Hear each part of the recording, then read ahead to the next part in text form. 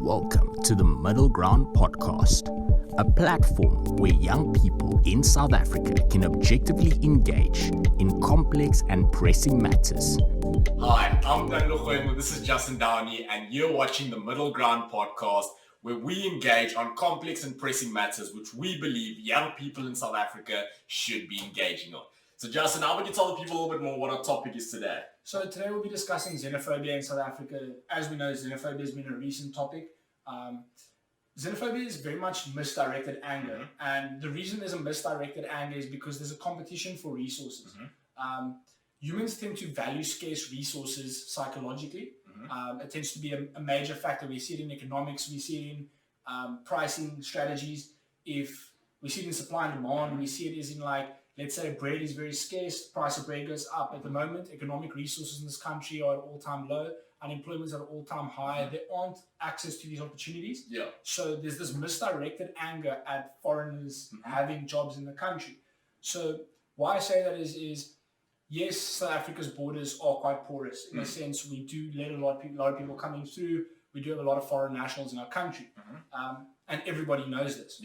And the problem is when a foreign national either gets a job or occupies maybe a large market share of certain jobs or owns certain types of businesses, then what we have is we have a generalization that takes place, and locals will kind of feel like, why am I unemployed? But these foreign nationals that came here 5, 10, 15 years ago are sitting in a position where they're able to eat at night, where they're able to live in a house, drive a car, send their kids to school. Now, in South Africa, fundamentally, it's a basics needs issue. The economic resource I'm talking about, we're not worried about foreign nationals driving Lambos. We're worried about what are we going to eat tonight, where are we going to sleep tonight, and basically just having the security, which we don't as South Africans. The everyday South African doesn't. And that's not just in a broad scale, that's, the majority of the country. So I think that's where the anger and the disassociation actually comes from. Yeah, and I definitely agree, because a lot of the times what we don't realize is why people come from outside and into South Africa, and tying into the notion or maybe the preconception, the misconception that South African workers are lazy. It's a matter of, those people come from a place where they're in dire straits, and it's not even a matter of they've got a choice, it's a matter of death or survival, and that's why they leave. Like, for example, we can look back at the Cashgate incident which happened in Malawi, and we know there's been a massive influx of Malawis in South Africa, for example, where what happened is, the administration at the time around 2013, they looted approximately $500 million. Now, that is a lot of money in a state where, 40% of their national budget is from donors, where the donors froze approximately $150 billion in funding. So at that time, they came to a place where they literally had a natural disaster. Their education obviously collapsed. Their health system collapsed, which caused an influx of them leaving the country.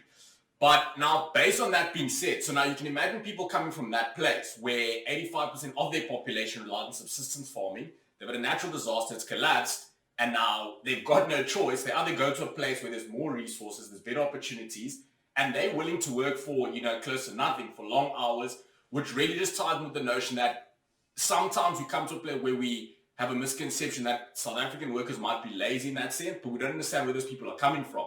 Where when they get here, they will work for close to nothing. They'll put in the long hours, where people here, it's just that that's the environment they're used to, and we might have that misconception that they're lazy, which is why foreign nationals might get the opportunities which people in South Africa don't necessarily get. Yes, I think that lazy connotation that we spoke about has been widely spread across social media. It's been a point of argue from a lot of the locals here, saying, oh, well, you're calling Africans lazy. And the general fact of the matter is that one guy might have employed a foreign national, Malawian, a Zimbabwean, one of them, and they had no other option. They're willing to work 16 to 18-hour days. They're willing to work for minimum wage at best, and they don't mind. Now, there's not a lot of case studies on this in South Africa, funny enough, in terms of statistics. But in the States, we saw that immigrant workers were willing to work for far below minimum wage. They were willing to not register themselves as working and stuff like that, because obviously they're in the country illegally, and they were willing to literally take any job possible. So a lot of these jobs ended up being labor jobs. So it tends to be farming, building industry, all kind of industrial work senses, factories. And with this came a large spout of almost xenophobia in the States as well, where, they wanted people going back to Mexico, going back to those kinds of places, Puerto Rico, all those kinds of surrounding areas. Now, if it happens in a country like America where there isn't such a big competition for resources as there is here, then we know that it's human nature to be competing in that kind of a sense. So, I mean, in the States, you live unemployed and you still got enough money to eat, you still got enough money to live. In South Africa, the reality of that is you starve to death. And you don't have access to basic sanitation. You live a miserable life if you don't have those opportunities. So what I like about America in a case study scenario is that they are called like a land of milk and honey kind of thing, land of opportunities. Everyone wants to live the American dream. So with that, it attracts a lot of people from outside countries to come there, make a living for themselves. And a lot of them do. And a lot of them go 20, 30 good years building a life for them, sending a child to university, for example, things like that end up happening even when their parents were illegal because they were born in the country and they get registered in the country. Now, in South Africa, that is not really the case. It's not like we have foreign nationals coming here every day legally and making a life for themselves, making things happen, but they're surviving.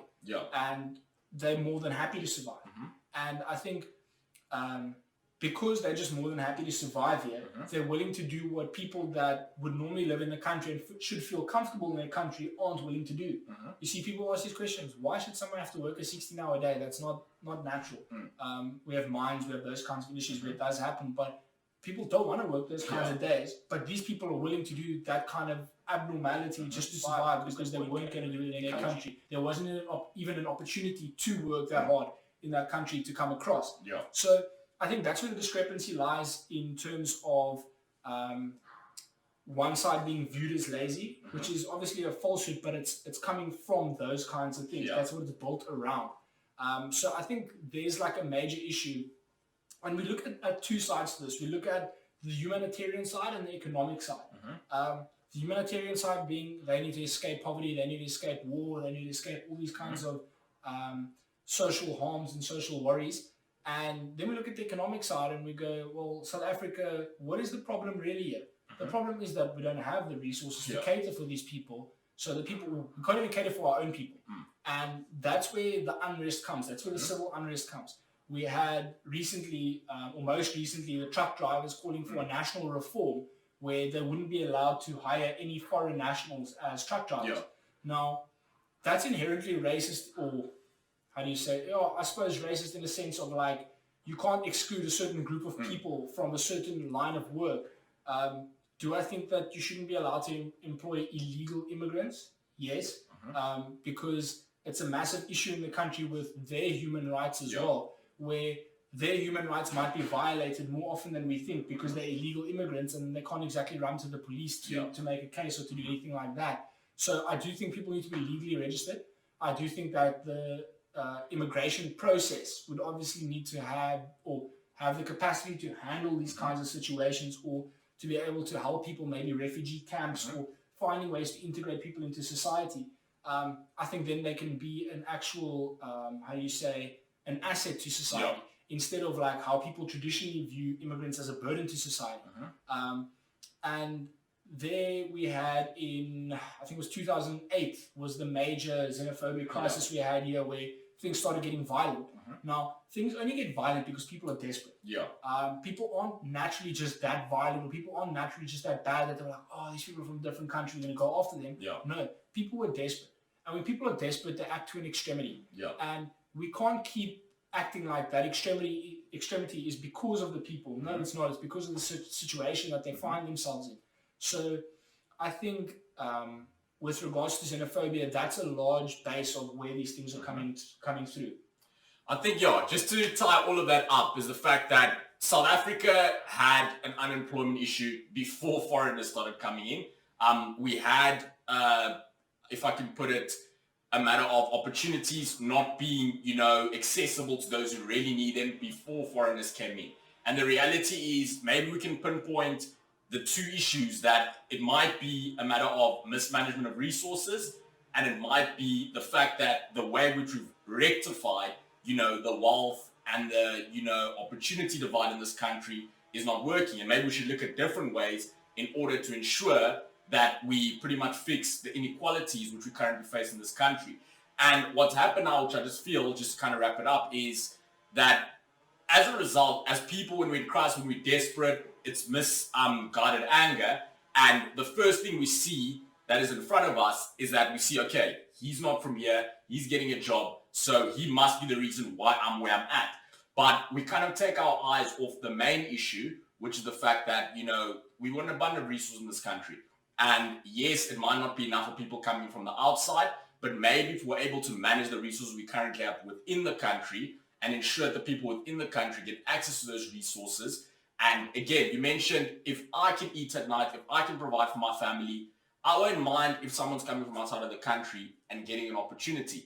And again, don't get me wrong, it does put strain on our economy, it does put strain on, our resources, but nonetheless, those things were a problem. Unemployment was a problem before people started influxing to the country, and it just comes down to, I think we should really just put a focus on really the issue at hand, which is that we might be mismanaging our resources within the country for the people within the country. And also secondly, maybe we might not have the right systems in place to rectify, the inequalities of the past. And we might have to relook at the whole system in terms of how we do that. So thank you for watching this episode, and really hope you enjoyed it. Please do share your thoughts and your comments in regards to potential solutions you might have and your take on the matter. Thank you for watching, and really hope you have a good one.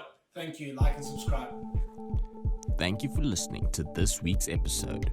Feel free to share your thoughts and contribute possible solutions to this week's topic.